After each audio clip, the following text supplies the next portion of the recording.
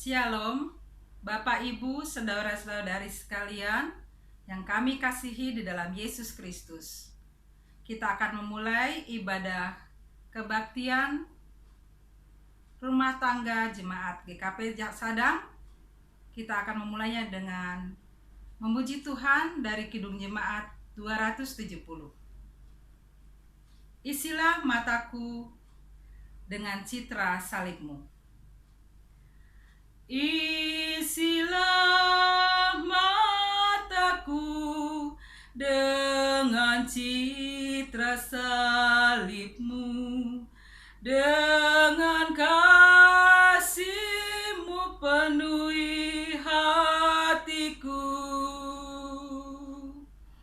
Isilah mulutku dengan syukur padamu, hidupku seluruhnya milik-Mu.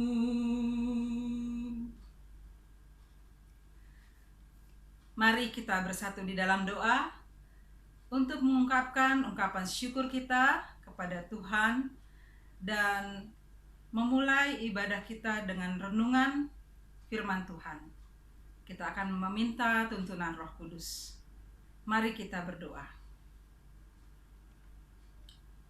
Terpujilah Engkau, Allah kami, di dalam nama Yesus Kristus, yang telah menyertai hari-hari hidup kami, hingga pada saat ini kami datang kepadamu untuk beribadah, membaca dan merenungkan firman-Mu.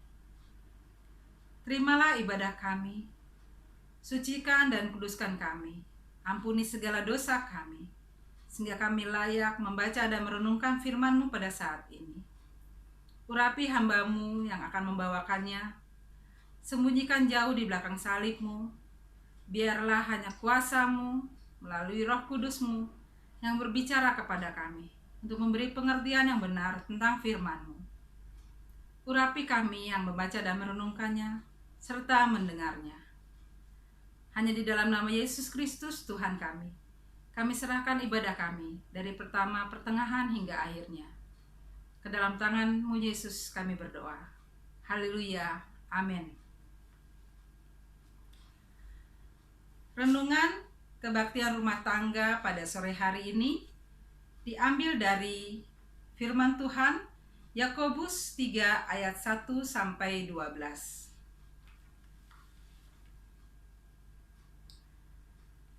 Dosa karena lidah. Saudara-saudaraku, janganlah banyak orang di antara kamu mau menjadi guru. Sebab kita tahu bahwa sebagai guru kita akan dihakimi menurut ukuran yang lebih berat. Sebab kita semua bersalah dalam banyak hal. Barang siapa tidak bersalah dalam perkataannya, ia adalah orang yang sempurna, yang dapat juga mengendalikan seluruh tubuhnya. Kita mengenakan kekang pada mulut kuda, sehingga ia menuruti kehendak kita. Dengan jalan demikian, kita dapat juga mengendalikan seluruh tubuhnya. Dan lihat saja kapal-kapal, walaupun amat besar dan digerakkan oleh angin keras, namun dapat dikendalikan oleh kemudi yang amat kecil menurut kehendak jurumudi. Demikian juga lidah, walaupun suatu anggota kecil dari tubuh, namun dapat memegahkan perkara-perkara yang besar. Lihatlah betapapun kecilnya api, ia dapat membakar hutan yang besar.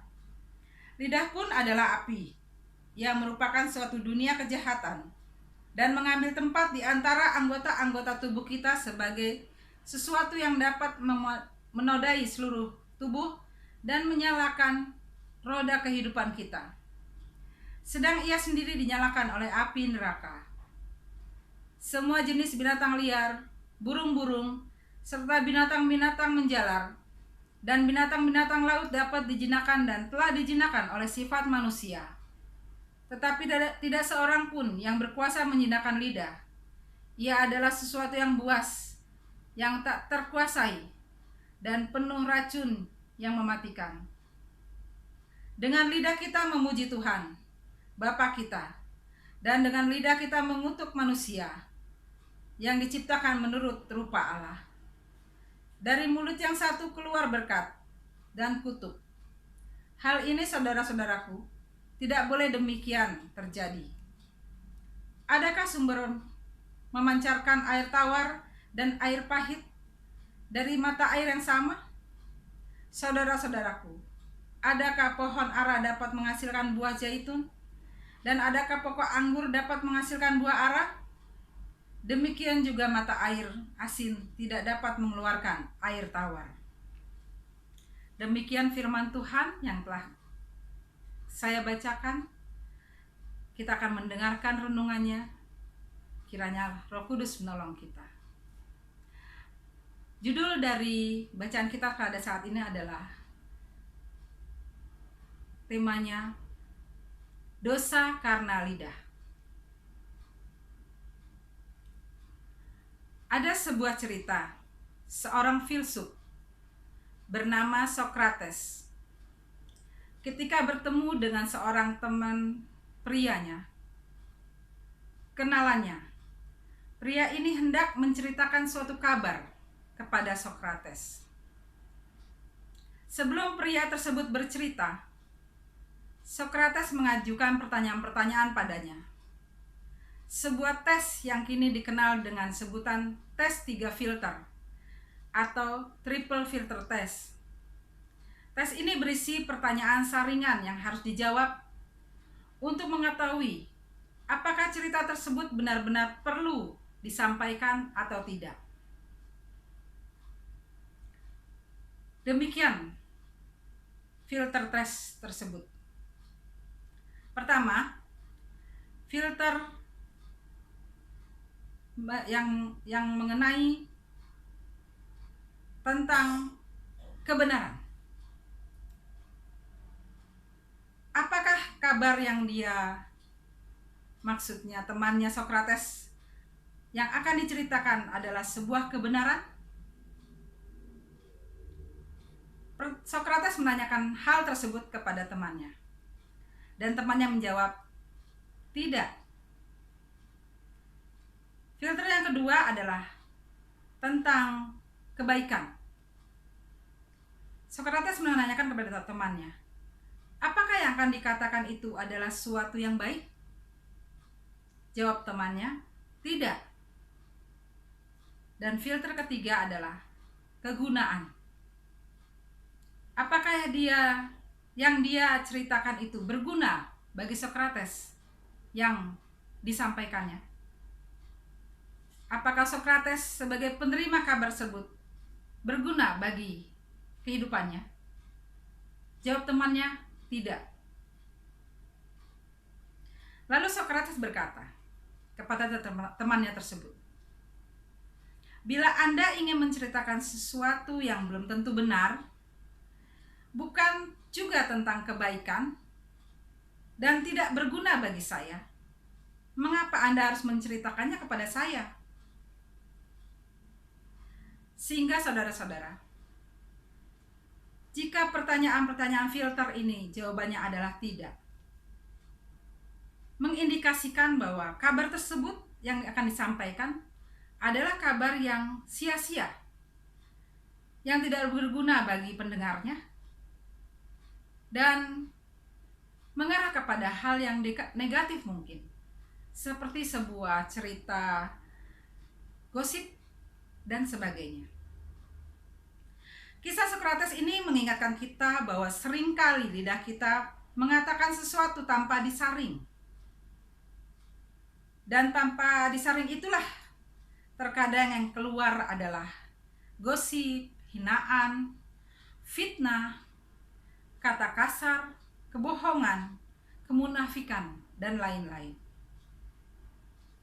Semua itu adalah dosa bagi kita orang percaya kepada Allah yang benar. Dosa itu adalah disebabkan oleh lidah. Dan semua itu dapat berdampak buruk bagi perselisihan, pengucilan, melukai orang lain, atau diri sendiri. Bahkan kadang dosa lidah ini dapat menyebabkan dirinya atau bunuh diri karena kata-kata yang memprovokasi hal tersebut. Seperti itu jugalah yang coba Yakobus maksudkan dalam suratnya tentang dosa yang ditimbulkan oleh lidah yang kita baca saat ini. Dia menggambarkan lidah itu seperti api yang apabila tersurut akan menghanguskan semua yang ada di hadapannya.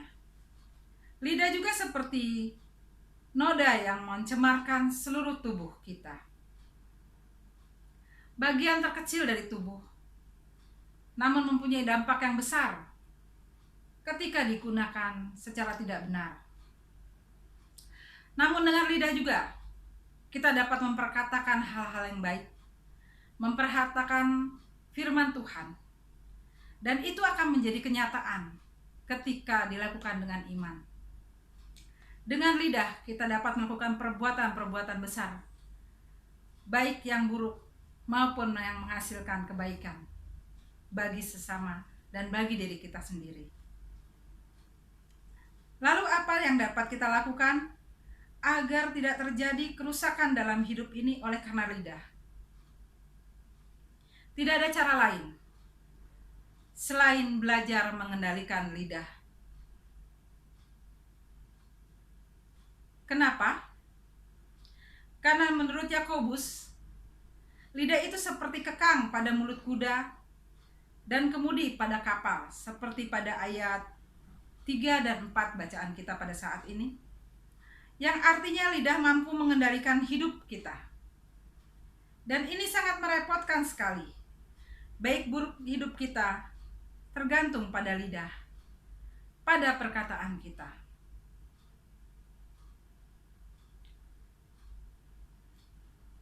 Namun, cara belajar mengendalikan diri, mengendalikan lidah kita, yang baik bagi orang percaya, adalah tentunya sesuai dengan firman Tuhan, memohon kekuatan dari Allah dan tuntunan Roh Kudus. Itulah yang akan menghasilkan lidah kita mendatangkan berkat. Lidah kita menghasilkan sesuatu yang tentang kebenaran, bukan hal yang buruk. Oleh karena itu, saat ini kita diingatkan bahwa orang bijaksana bukanlah mereka yang hidupnya dikendalikan oleh lidah, melainkan mereka yang mampu mengendalikan lidah mereka. Kalau mereka sudah bisa mengendalikan lidah mereka, mereka telah mengendalikan hidup mereka sendiri. Dan pengendalian diri yang benar hanya dapat dilakukan oleh kekuatan yang dari Allah, oleh kekuatan Roh Kudus itu sendiri. Karena kita percaya bahwa hidup kita ditentukan, dikehendaki oleh Allah. Surat Yakobus ini juga hendak mengkritik perilaku orang-orang Kristen Yahudi yang seringkali bisa memiliki dua sifat yang sangat bertentangan dengan mulutnya. Dengan lidah, mereka diajarkan untuk memuji Tuhan pada saat melakukan ritual-ritual keagamaannya, yang senantiasa mereka lakukan secara rutinitas. Namun, dengan lidah yang sama, mereka juga dapat mengutuki sesama manusia. Seperti pada ayat 9 yang saya akan bacakan, demikian. Dengan lidah kita memuji Tuhan, Bapa kita, dan dengan lidah kita mengutuk manusia yang diciptakan menurut rupa Allah. Bapak, Ibu, saudara-saudari sekalian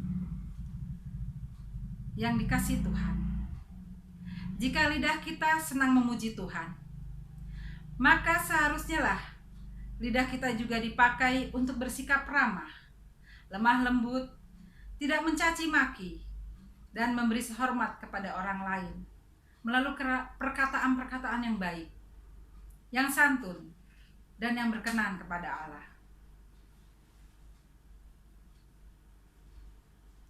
Yakobus pun mengibaratkan seperti mata air yang tidak mungkin menghasilkan dua rasa berbeda dan pohon yang tidak mungkin menghasilkan buah yang berbeda. Artinya, orang Kristen, umat Allah yang sejati adalah yang tidak menghasilkan perkataan buruk terhadap sesamanya. Karena kita hanyalah menghasilkan perkataan-perkataan yang baik. Di masa pandemi dan era digital ini, perkataan kita tidak lagi hanya kita sampaikan lewat lidah, tetapi juga lewat jemari kita. Kita bisa menemukan orang-orang yang sangat suka memasang status rohani dan penuh hikmat. Tetapi di media sosial lainnya, mereka ikut mencaci maki orang lain atau berkata kasar terhadap sesama. Sekarang ini dengan mudah orang menyebarkan berita hoak dan memprovokasi masyarakat. Semua itu bertaburan dalam grup-grup chatting dan bertebaran di berbagai macam platform media sosial. Terhadap permasalahan di atas ini, kita perlu melawannya dengan terus menerapkan saringan dalam perkataan sebelum kita sharing atau membagikannya. Kita benar-benar menilai apakah yang akan kita sampaikan ini akan berdampak buruk atau baik, atau tidak akan apa-apakah jika itu diungkapkan, atau bergunakah jika itu diutarakan, atau merupakan sebuah kebenarankah jika kita mengatakannya. Selain menyaring, justru kita juga perlu menunjukkan mana yang berita yang salah, mana yang benar. Meredam dan mencegahnya perkataan yang menyakitkan dan yang berdampak buruk. Kita tidak boleh diam. Kita sebagai umat Allah harus menyatakan kebenaran. Karena dengan diam, kita berarti membiarkan api kecil menyala dan lama-kelamaan menjadi besar. Yakobus dalam perikop sebelumnya menyampaikan bahwa iman tanpa perbuatan hakikatnya adalah mati. Jadi kalau ada sesuatu yang salah, jika ada yang kita dengar salah diperkatakan oleh orang lain, sebaiknya kita yang hidup dalam iman mengatakan hal yang benar. Marilah kita umat Allah memahami akan kebenaran firman Tuhan. Perkatakanlah yang baik, yang kudus, dan yang berkenan kepada Allah, agar semakin nyata iman kita di hadapan Allah dan manusia. Untuk perenungan diri, kita masing-masing umat Allah mulai belajar hari lepas hari untuk menyaring segala kata-kata kita, kebiasaan-kebiasaan buruk yang sering kita lakukan tanpa sengaja ataupun sengaja kita lakukan, dengan terus berpedoman pada firman Tuhan, sehingga semakin hari iman kita semakin bertumbuh dalam kebenaran. Itulah yang dikehendaki Allah di dalam Yesus Kristus Tuhan kita. Amin.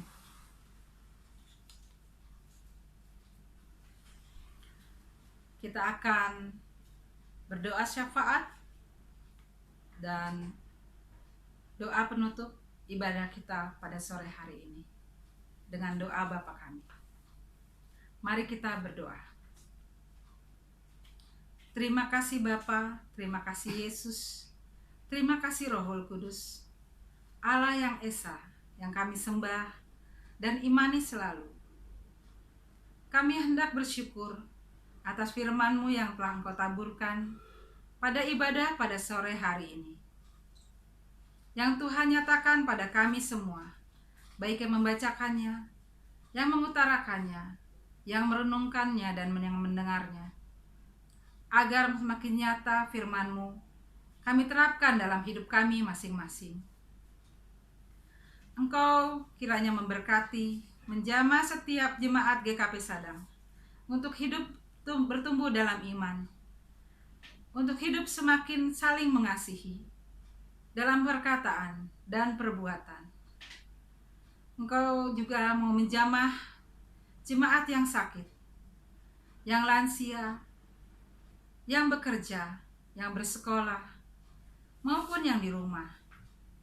Kami semua merasakan kasih sayang dan pemeliharaan Tuhan hari lepas hari, dan iman kami semakin teguh di dalam-Mu Yesus. Engkau juga memberkati negara, bangsa negara kami, agar semakin hidup dalam damai. Engkau kiranya mau menyelesaikan segala perkara yang terjadi, baik sakit penyakit maupun perkara yang lainnya. Tangan Tuhan menjamah negara kami dan semua masyarakat Indonesia, agar hidup dalam kasih karunia-Mu. Kiranya Engkau menyertai hidup kami semua dalam kasih sayang dan pemeliharaan-Mu, terutama jemaat-Mu yang hidup dalam percayanya. Karena Engkaulah Allah yang benar, yang kami imani dan percaya selalu, sampai selama-lamanya, yang menyempurnakan segala doa kami di dalam doa Bapa kami. Bapa kami yang di sorga, dikuduskanlah nama-Mu, datanglah kerajaan-Mu, jadilah kehendak-Mu di bumi seperti di sorga. Berikanlah kami pada hari ini makanan kami yang secukupnya, dan ampunilah kami akan segala kesalahan kami, seperti kami juga telah mengampuni orang yang bersalah pada kami. Dan janganlah membawa kami dalam pencobaan, tetapi lepaskan kami daripada yang jahat, karena Engkaulah yang punya kerajaan, dan kuasa, dan kemuliaan sampai selama-lamanya. Amin. Tuhan memberkati kita semua.